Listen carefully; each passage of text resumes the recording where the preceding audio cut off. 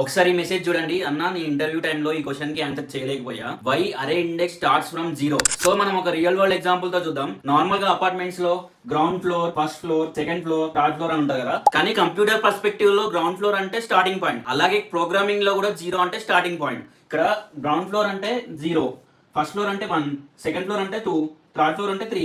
Example పక్కన పెడితే computer మెమరీలో అరే ఎలిమెంట్స్ కంటిన్యూస్ మెమరీ లొకేషన్ లో స్టోర్ అవుతుంది. జీరో నుంచి ఎందుకు స్టార్ట్ అవుతుంది అంటే కంప్యూటర్ ఒక ఫార్ములా వాడుతుంది.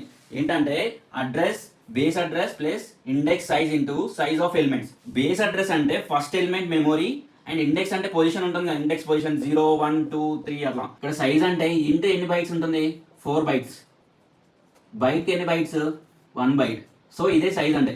సో ఇక్కడ ఎలా క్యాలిక్యులేట్ చేస్తామంటే అరే ఆఫ్ జీరో అంటే address equal to 100 plus 0 into 4 equal to 100.